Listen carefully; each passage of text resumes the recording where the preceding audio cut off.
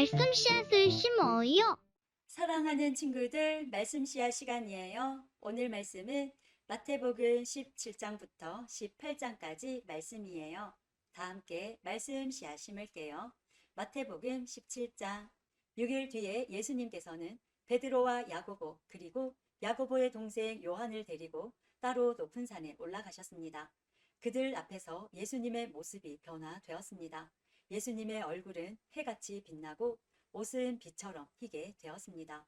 그때에 모세와 엘리야가 나타나 예수님과 함께 말씀을 나누었습니다. 베드로가 예수님께 말했습니다. 주님, 우리가 여기 있는 것이 좋습니다. 원하신다면 제가 여기에 천막 3개를 세우겠습니다. 하나는 주님을 위해, 또 하나는 모세를 위해, 그리고 마지막 하나는 엘리야를 위해서 말입니다. 베드로가 말하는 동안에 갑자기 빛나는 구름이 그들 위를 덮고 그 속에서 이는 내 사랑하며 기뻐하는 아들이다.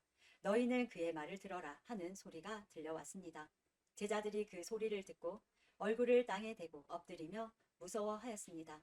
예수님께서 그들에게 오셔서 어루만지시며 말씀하셨습니다. 일어나라. 무서워하지 마라. 제자들이 눈을 들어보니 아무도 보이지 않고 예수님만 혼자 계셨습니다. 산 아래로 내려올 때에 예수님께서 제자들에게 당부하셨습니다. 인자가 죽음에서 다시 살아날 때까지 너희가 본 것을 아무에게도 말하지 마라. 제자들이 예수님께 여쭈었습니다. 어째서 율법학자들은 그리스도가 오기 전에 엘리야가 먼저 와야 한다고 말하는 것입니까? 예수님께서 대답하셨습니다. 엘리야가 와서 모든 것을 회복시킬 것이다.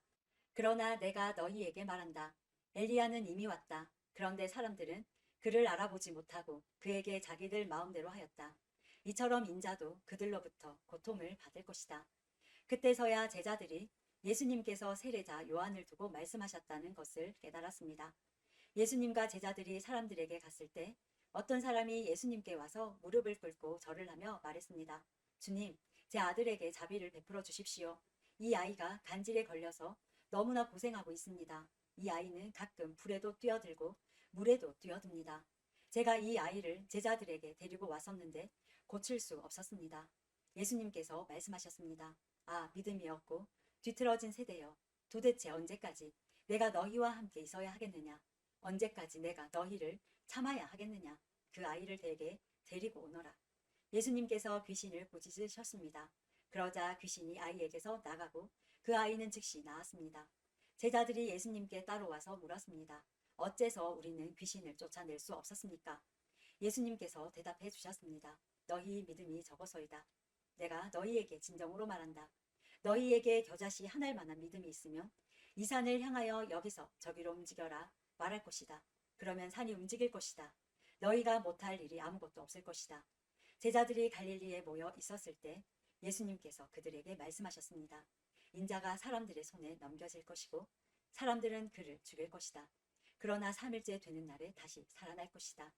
그러자 제자들은 몹시 슬퍼하였습니다. 예수님과 제자들이 가버나움에 이르렀을 때 성전세를 걷는 사람들이 베드로에게 와서 물었습니다. 당신 내 선생님은 성전세를 내지 않습니까? 베드로가 대답했습니다. 내십니다. 베드로가 집에 들어가자 예수님께서 먼저 말씀을 꺼내셨습니다. 어떻게 생각하느냐, 시몬아? 이 세상의 왕들은 관세와 세금을 누구에게서 받느냐? 왕의 자녀들한테서냐? 아니면 다른 사람들한테서냐? 베드로가 대답했습니다. 다른 사람들에게서입니다. 예수님께서 베드로에게 말씀하셨습니다. 그러므로 왕의 자녀들은 세금을 낼 필요가 없다. 그러나 성전세에 걷는 사람들을 자극해서는 안 되겠다. 그러니 호수에 가서 낚시를 던져라. 그리고 첫 번째 낚은 물고기의 입을 벌려보아라. 은돈 1개가 있을 것이다. 그것을 가져다가 성전세 걷는 사람에게 나와 내 몫으로 주어라. 18장. 그때 제자들이 와서 예수님께 물었습니다. 하늘나라에서는 누가 가장 높은 사람입니까? 예수님께서 한 어린아이를 부르시더니 제자들 앞에 세워 놓으셨습니다. 그리고 말씀하셨습니다. 내가 너희에게 진정으로 말한다. 너희가 돌이켜 어린아이처럼 되지 않으면 하늘나라에 들어갈 수 없다. 이 어린아이처럼 자신을 낮추는 사람이 하늘나라에서 가장 높은 사람이다. 누구든지 내 이름으로 이와 같은 어린아이를 환영하는 사람은 나를 환영하는 것이다. 누구든지 나를 믿는 이런 어린아이 한 명이라도 죄를 짓게 하는 사람은 차라리 자기 목에 연자 맷돌을 메고 깊은 바다에 빠지는 것이 더 나을 것이다. 사람들을 넘어지게 하는 방해물 때문에 이 세상에 화가 미친다. 방해물이 없을 수는 없다. 그러나 사람들을 걸려 넘어지게 하는 방해물과 같은 사람에게는 화가 있다. 만일 너희의 손이나 발이 너를 넘어지게 하거든 잘라서 던져버려라. 장애인으로 영원한 생명에 들어가는 것이 두 손과 두 발을 가지고 영원한 불에 던져지는 것보다 훨씬 낫다. 만일 너희의 눈이 죄짓게 하거든 뽑아서 던져버려라. 한 눈만 가지고 영원한 생명에 들어가는 것이 두 눈을 가지고 지옥불에 던져지는 것보다는 훨씬 낫다. 이 어린아이 한 명이라도 업신여기지 마라. 내가 너희에게 말한다. 그들의 천사들이 하늘에 계신 내 아버지의 얼굴을 항상 뵙고 있다. 너희는 어떻게 생각하느냐? 만일 어떤 사람에게 100마리의 양이 있는데 그 중에서 한 마리가 길을 잃었다면 산에 99마리의 양을 남겨두고 길 잃은 그 양을 찾으러 가지 않겠느냐? 내가 진정으로 말한다. 만일 양을 찾게 되면 길을 잃지 않은 99마리의 양보다 그 양 한 마리 때문에 더욱 기뻐할 것이다. 마찬가지로 이 어린아이 중 하나라도 잃어버리는 것은 하늘에 계신 너희 아버지의 뜻이 아니다. 만일 내 형제가 내게 죄를 짓거든 가서 단둘이 있을 때에 잘못을 지적하여라. 만일 그가 내 말을 들으면 내 형제를 얻은 것이다. 그러나 만일 내 말을 듣지 않으면 한두 사람을 데리고 다시 가거라. 그래서 내가 하는 모든 말에 두세 사람의 증인을 대라. 만일 그들의 말도 들으려고 하지 않으면 교회에 말하여라. 만일 교회의 말도 듣지 않으려고 하면 이방 사람이나 세리처럼 여겨라. 내가 너희에게 진정으로 말한다. 너희가 이 세상에서 묶은 것은 하늘에서도 묶여 있을 것이다. 이 세상에서 너희가 푼 것은 하늘에서도 풀려 있을 것이다. 다시 너희에게 진정으로 말한다. 너희 가운데 두 사람이 이 세상에서 마음을 같이하여 무엇을 구하면 하늘에 계신 내 아버지께서 이루어 주실 것이다. 두세 사람이 나의 이름으로 모인 곳에는 나도 그들 가운데 있을 것이다. 그때 베드로가 예수님께 와서 물었습니다.